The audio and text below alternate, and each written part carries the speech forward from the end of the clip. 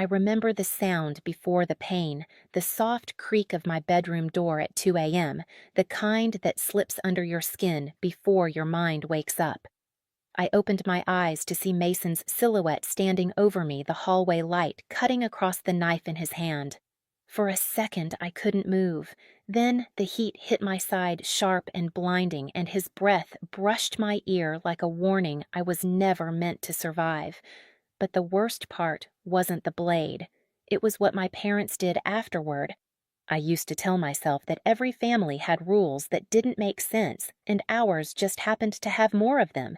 In the Reed Hale house, doors stayed open, conversations stayed shallow, and anything uncomfortable was dismissed before it fully reached the air. Douglas called it keeping harmony. I called it surviving with my back against a wall. Most mornings, I left my bedroom with a quiet hope that today would be normal. I'd walk into the kitchen, sweater sleeves pulled over my hands, pretending the cold tile wasn't a reminder of how tense this house always felt. Karen would be at the counter, hair perfectly curled, even at 7 a.m., chatting with Mason like he was the son she woke up to.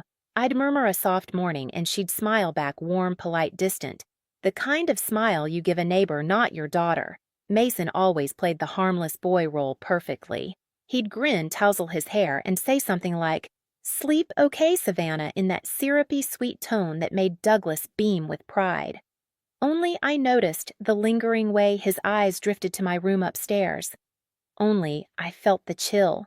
The little things started small. My wallet coming up short by about $40.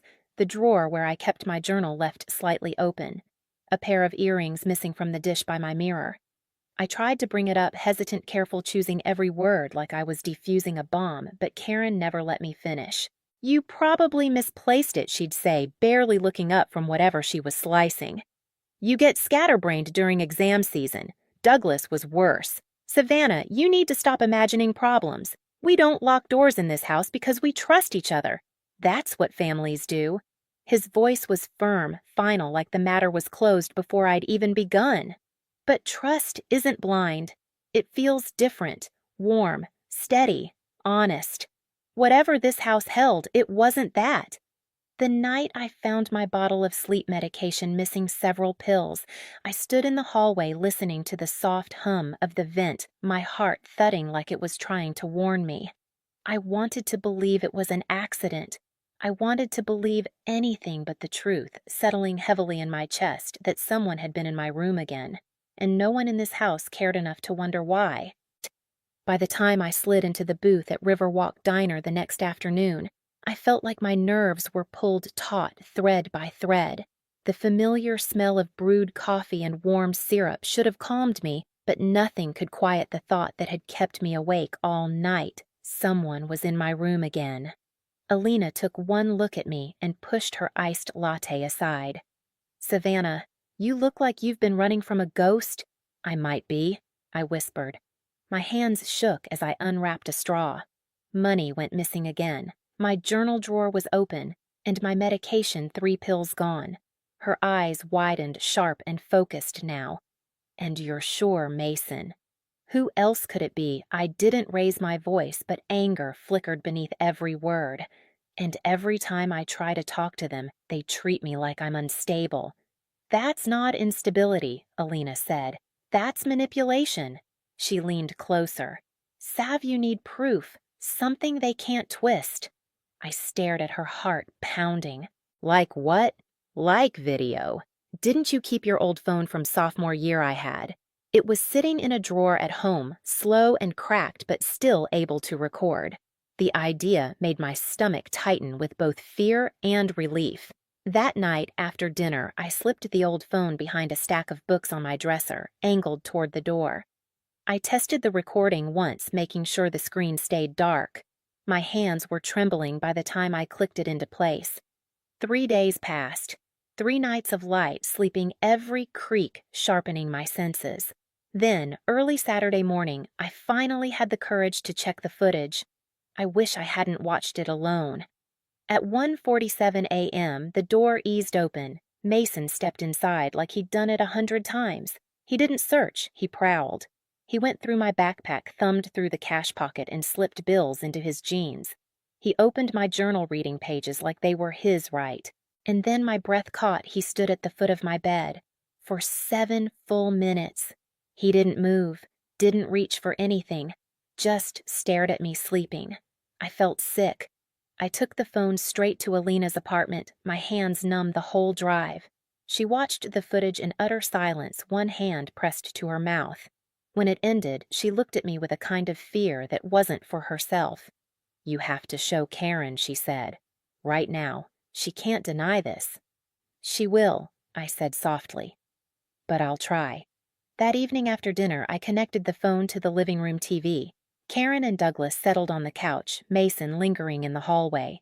The house felt too still, too rehearsed. "What is this about?" Douglas asked, irritated. "You need to see something I said." When the footage filled the screen, the room went silent. And then everything inside me cracked when Douglas finally spoke. "This proves nothing." For a second, I thought Douglas was joking. No one with functioning eyes could watch Mason rummage through my things and then hover over my sleeping body and call it nothing. But his expression stayed cold, carved from stone. Karen folded her arms. "Savannah, this is exactly what we've been talking about. You always assume the worst. Mason was probably looking for something you borrowed." My throat tightened. "My backpack, my wallet, my journal, at 2 a.m. "Watch your tone," Douglas snapped. "You set up a hidden camera in our house. That's the real issue here." I felt the floor tilt beneath me. The truth was on the screen. It wasn't enough. That night, I didn't sleep. I sat upright in bed lights on, staring at the door as if I could hold it closed with sheer will. The footage replayed in my mind until dawn broke in pale streaks across the walls.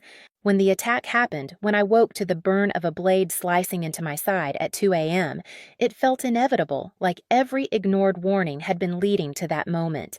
I remembered Mason's whisper close to my ear, shaky paranoid. "I know what you're doing. You won't ruin this for me." Then the footsteps, then darkness. The next thing I knew, bright hospital lights glared overhead. The sheets felt scratchy, the air smelled like antiseptic, and moving even an inch sent pain radiating through my ribs. Detective Monroe sat beside my bed, a small notebook resting on his knee. "Savannah, I need you to walk me through what happened," he said gently. I told him everything, my voice thin but steady. The missing money, the missing pills, the video, the laughter. "That video is important," he said. "We already entered your phone into evidence." Before I could ask more, voices drifted from the hallway. Karen and Douglas. My pulse spiked. They stepped into the room with faces I didn't recognize, not shocked, not relieved, not grieving, just annoyed. When Monroe asked for their statement, Douglas let out a short, dismissive laugh. "She's doing this for attention. She stabbed herself." "She's been unstable for months." Karen nodded along. "She's jealous of Mason. Always has been." I felt something inside me tear. Their laughter in a hospital room where I lay stitched and shaking was the clearest betrayal I'd ever known. But Monroe's jaw tightened. He looked at them differently now. For the first time, someone finally did. Detective Monroe returned the next morning with a woman at his side, sharp suit-steady eyes, the kind of presence that makes a room feel smaller. She introduced herself as Detective Sloan and took a seat near the foot of my hospital bed. "We've been interviewing students at your school," Sloan said, flipping open a small notebook. "Several classmates mentioned Mason bragging about messing with you. One boy said Mason talked about going into your room at night. Thought it made him look bold." My stomach churned. He bragged about that, Monroe nodded grimly. "He also told a student he'd been selling medication that didn't belong to him." Sloan lifted a small evidence bag. Inside was my sleep medication, my label carefully peeled off, the bottle scuffed. "We recovered this from his locker," she said, "along with a few things belonging to other students." My breath caught. "So you believe me?" Monroe leaned forward. "Savannah, the evidence is stacking up fast." But when he told Karen and Douglas about the findings, they doubled down. Karen insisted the items were planted. Douglas said the detectives were being manipulated by a dramatic teenager desperate for attention. Their denial should have hurt. Instead, it clarified everything. My family wasn't confused. They were choosing a reality where I was the problem because it protected the image they clung to. Protecting Mason meant more to them than protecting me. 2 weeks later, I was released from the hospital and moved into Alina's house. Her mom hugged me so tightly my ribs ached, but in a strange way, the ache felt good, like someone finally cared if I hurt. The preliminary hearing arrived faster than I expected. The courthouse was colder than I imagined, high ceilings echoing footsteps, the faint smell of old paper. Alina squeezed my hand as we walked through the metal detector. "You're not alone," she whispered. And for the first time, I believed it. Inside, ADA. Camille Foster, short hair, calm confidence, stood at our table. "Savannah," she said, "I need you to stay steady. The defense is going to question your credibility. They'll push hard, but we have the truth." The Reed family entered moments later. Karen didn't look at me. Douglas shot me a glare that felt like a warning. Mason shuffled behind them in a juvenile detention uniform, looking smaller than I remembered, but his eyes were the same. Cold, calculating. The hearing began with testimony from Monroe and Sloan. They laid out the facts: the missing money, the missing pills, the no locked doors rule, my repeated attempts to report concerns, and the video footage. When the video played on the court's large screen, a hush fell over the room. There he was, Mason, moving through my room with chilling confidence, touching my things, standing over my sleeping body like he owned the air I breathed. Karen flinched, but only for a second. Douglas whispered something to her and her expression hardened again. Then Sloan presented the items from Mason's locker. The medication, the belongings stolen from other students, notes from interviews. Every piece fitting together like a puzzle no one wanted to admit had always been there. But the moment that shifted the room came when Dr. Rowan took the stand. She spoke with gentle firmness, explaining my therapy sessions after my father's death, my increasing anxiety over the last 8 months, and her documented concerns that the home environment was causing emotional harm. "Savannah has never displayed signs of self-harm," she said. "Not once in 18 months. Her fears were consistent, specific, and expressed long before the attack." The defense attorney stood. "Isn't it possible she staged these events for attention?" Dr. Rowan didn't flinch. "Attention-seeking doesn't create stab wounds." The courtroom murmured. Then it was my turn. I walked to the witness stand on legs that felt borrowed. The microphone seemed too close, too loud. But when I glanced at Alina, at Dr. Rowan, at Monroe, all looking at me with belief I had never received at home, I found my voice. I told them everything. The fear, the gaslighting, the nights lying awake listening for footsteps, the video, the attack, waking up to my parents laughing in the hospital hallway. When I finished, silence settled over the room like dust. Then Mason was called. His attorney warned him, but he still took the stand. Maybe he thought he could charm the judge. Maybe he thought Karen and Douglas's unwavering support meant the law would bend for him too.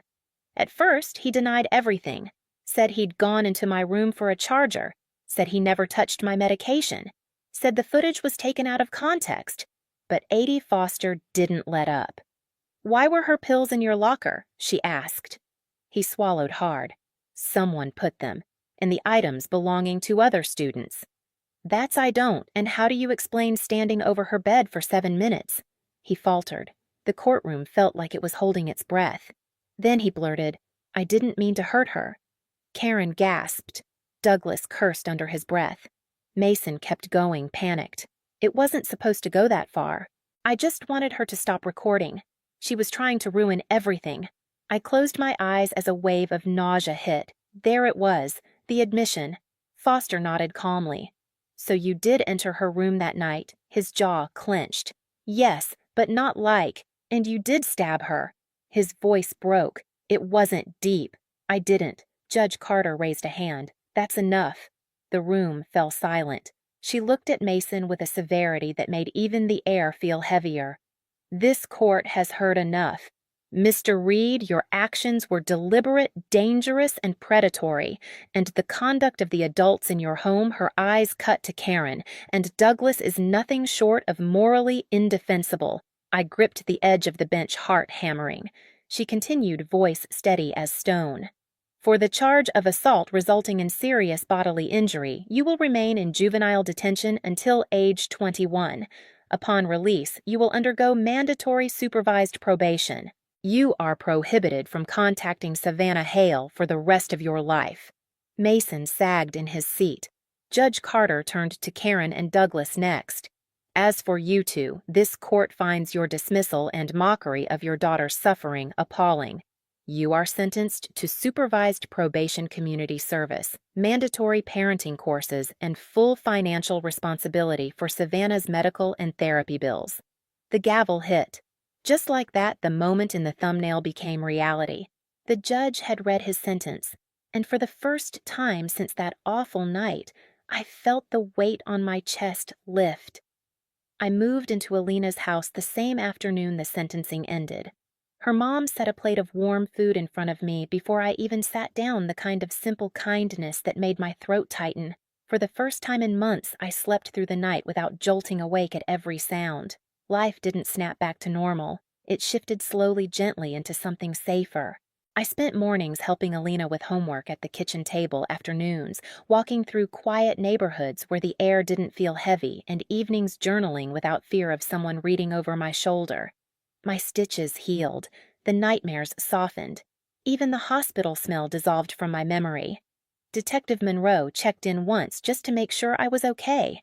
Dr. Rowan helped me piece myself back together, reminding me that surviving wasn't weakness. It was proof of who I'd always been beneath the fear. When college application season came, I found myself drawn to criminal justice. Not out of anger, out of clarity. If someone hadn't believed me, if someone hadn't pushed past the lies, I don't know where I'd be. I wanted to be that person for someone else someday. Some nights, I still think about the girl I was the one who slept with her door half open because she wasn't allowed to protect herself. But I'm not her anymore. I learned that speaking up isn't betrayal, it's survival. And if you're living through something that feels wrong, trust your voice. It matters more than you know. Share your story in the comments and subscribe so you don't face the next chapter alone.